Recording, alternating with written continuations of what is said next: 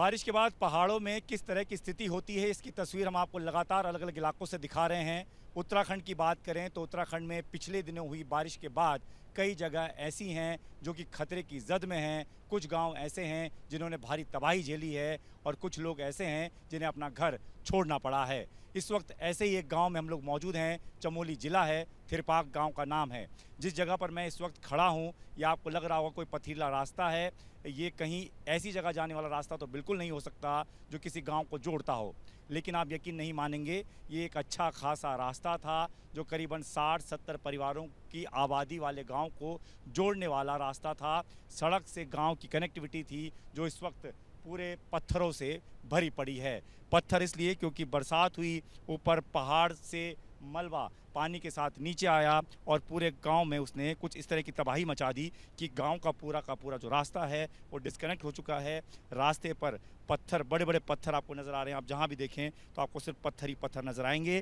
और अब आप सोचिए कि जब ये पत्थर बहकर नीचे आए होंगे तो इस गांव में बने मकानों में इसने किस तरीके की तबाही लाई होगी। ये काफ़ी है, इन पत्थरों के साइज़ दिखाने के लिए आप देखकर समझ सकते हैं कि कितना नुकसान हुआ होगा। नुकसान कुछ इस तरह का हुआ, सामने जो घर दिख रहे हैं उसका आधा हिस्सा टूट चुका है, एक कमरा था वो बह चुका है, एक गौशाला थी वो टूट चुकी है। खेत खलियान को काफ़ी नुकसान हुआ है। लोगों की अच्छी खासी खेती हुआ करती थी, नदी किनारे गांव है, लेकिन खेत जो है वो इस वक्त आपको पत्थर और मलबे में दबे नज़र आएंगे। मवेशी की जान चली गई, कम से कम 2-3 बकरियां इनकी जो है वो इस मलबे के नीचे दब गई, जिनकी जान चली गई। सामने एक मंदिर होता था, पुराना मंदिर, वो मंदिर पत्थरों के बीच में दबा हुआ है। उसके आगे की आप गौशाला देखेंगे तो वो भी आधे से ज़्यादा पत्थरों में दबी हुई है। स्थिति गांव की ऐसी है कि लोगों को अपना घर छोड़कर अस्पताल में पूरी रात काटनी पड़ती है, क्योंकि रात को जब बारिश होती है तो इस पूरे गांव में खतरा बना हुआ है। इन लोगों ने प्रशासन से मांग की थी कि इन्हें जल्द से जल्द यहाँ से किसी सुरक्षित जगह में विस्थापित किया जाए, लेकिन इनका कहना है कि अब तक ये नहीं हो पाया है। और ऐसे में घर का सामान, इनका जो घर के भीतर पड़ा है उसमें से जो कुछ भी अपने साथ ले जा सकते हैं वो लेकर अस्पतालों में रहते हैं, वहीं सोते हैं ताकि ज़िंदगी बची रहे। अब आप सोचिए कि इस पथरीले रास्ते के बीच में से कैसे ये लोग अपने घर का ज़रूरत का सामान लाते होंगे, कैसे ये लोग पानी लेकर आते होंगे, क्योंकि पानी की पाइपलाइन भी पूरी तरह से टूट चुकी है। और इन्हीं पथरीले रास्तों से होते हुए इन महिलाओं को पानी, राशन सब कुछ लाना पड़ता है। कुछ गाँव के लोग हमारे साथ मौजूद हैं, उनसे बात कर लेते हैं। क्या नाम है? रजनी देवी। कितना मुश्किल हो गया है ये जब ये पानी बाढ़ आपके घर की तरफ आया? हम रात में 1 बजे के टाइम था, पता ही नहीं चला कि कब आए ये। रात भर हम जगे थे, रात से लेकर 1 बजे से लेकर सुबह 4-5-6 बजे तक खूब। अब सामान उमान सब इसी तरफ से लाना पड़ता है? हाँ, इस तरह से लाना पड़ता है। अच्छा, हाँ, ये कैसा लाते हैं, क्योंकि रास्ता तो बिल्कुल बचा ही नहीं है, सिर्फ पत्थर ही पत्थर। कैसे लाते हैं, ऐसे अगर पत्थरों में चल रहे हैं तब ला रहे हैं सामान। किसी के साथ कुछ घटना होने का भी डर बना रहता होगा? अभी भी है घटना, ऊपर स्लेटिंग हो रही, पूरी ये जगह स्लेटिंग में हो रखी है तैयार।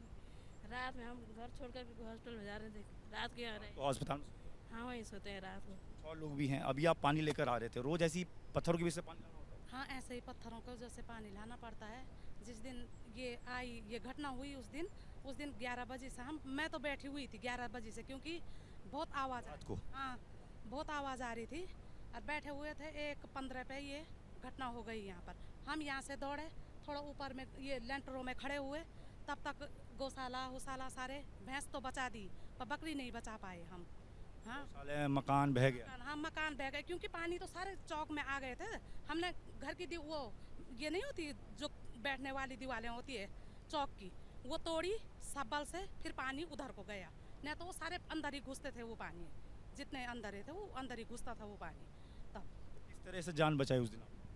रात को हम बाहर आए तो उधर ससुर जी का मकान है ना, हम वहाँ पे गए थे तो उनके यहाँ पे रहे थे हम रात भर। तो बच्चों को भी पकड़ा, छोटे बच्चे थे हमारे, इस रास्ते से वो आंगनबाड़ी स्कूल में जाते हैं, उस टाइम यही से हम पानी लेके आते हैं। रास्ता है पानी राशन लाने का, बच्चों को स्कूल छोड़ने बच्चे को स्कूल ले जाते हैं तो बच्चों के लिए मुश्किल नहीं होता? बहुत मुश्किल होता है, पेट में ले जाना पड़ता है बच्चों को। लेकिन कभी तो गिरने के भी डर रहते हैं उनसे। तो ये देखिए कि इसी रास्ते से बच्चों को स्कूल भी ले जाना है, लाना भी है, राशन भी लाना है, पानी भी लाना है। गांव के लोग भी हैं। भाई साहब क्या नाम है? सर, मेरा नाम सज्जन लाल जी है, मैं ग्राम थिरपाक। सर, यहाँ पे 28 तारीख को देवी आपदा आने से बड़ा नुकसान पहुँचा है हमारे परिवारों को। गौशाला भी टूटे यहाँ पे और मकानों को भी क्षति हुई है। अभी तक यहाँ पे प्रशासन ने ऐसा ऑप्शन नहीं लिया है कि जो यहाँ पे होना चाहिए था, है कि नहीं। प्रशासन आया था यहाँ पर देखने के लिए क्या हुआ है क्या नहीं? प्रशासन पटवारी जी आए थे और यही पटवारी जी ने यहाँ निरीक्षण किया, है कि नहीं। फिर हमने जिला अधिकारी जी को ज्ञापन दिया था कि भाई हमें यहाँ पे विस्थापित दो, क्योंकि हमारे मकानों के ऊपर से भी स्लेडिंग हो रहा है और आने वाले बरसात में अभी कुछ भी हो सकता है, किसी जान माल का खतरा हो सकता है। और ये रास्ते भी सारे टूट फूट, पूरा रास्ता ही हमारा ब्लॉक हो गया है, क्योंकि यहाँ पे बड़े बड़े पत्थर और आने जाने में बड़ी दिक्कत। आप बता रहे थे आपके पैर में भी चोट आई है क्योंकि इस रास्ते चलना इस रास्ते में चलना बहुत मुश्किल हो रहा है, क्योंकि मेरा पैर यहाँ पे मुड़ गया था उस रात को जब भाग रहे थे, है कि नहीं। शाम जब गदे लगाने के बाद उसके बाद ये पैर मुड़ गया मेरा। अभी भी सर यहाँ पे आवाजाही बिल्कुल बंद है, क्योंकि यहाँ पे हॉस्पिटल का रास्ता है, स्कूल का रास्ता है और यहाँ पे तो सुविधा होनी चाहिए ना। अभी तक सरकार ने ऐसा ऑप्शन नहीं लिया कि इसको डाइवर्ट किया जाए, इस रास्ते को अच्छा बनाया जाए। आपका नाम क्या? दिनेश सिंह रावत। ये बताइए कि कितना मुश्किल हो गया। आप कह रहे हैं अस्पताल भी का रास्ता भी यही है, स्कूल का भी यही है, बाज़ार जाना भी यही रास्ता है, गांव में आप रह नहीं सकते, रात को अस्पतालों में सोते हैं, कितना मुश्किल? बहुत मुश्किल है सर, यहाँ से आवाजाही तो सबसे पहले बंद हो गई है। ये 27 तारीख को आपदा आई थी और ये पूरा यहाँ पर गौशाला थी, स्कूल के बच्चे आते हैं, सड़क है नज़दीक, ये सारा अस्त व्यस्त हो रखा है। और ज़्यादा से ज़्यादा पानी की व्यवस्था तो बहुत कठिनाई का सामना करना। आपने भी देखा होगा अभी कि कैसे हमारे घर की औरतें लेके आ रही हैं पानी, और यहाँ ये रात भर आप लोग कहाँ रहते हैं? क्योंकि यहाँ रहना तो मुश्किल है। हॉस्पिटल में रहते हैं, यहाँ पर सबको व्यवस्था की है सरकार ने वहाँ पर, और वहीं पे सोते हैं, खाना खा के यहीं से जाते हैं और सोने के लिए हॉस्पिटल में व्यवस्था की है।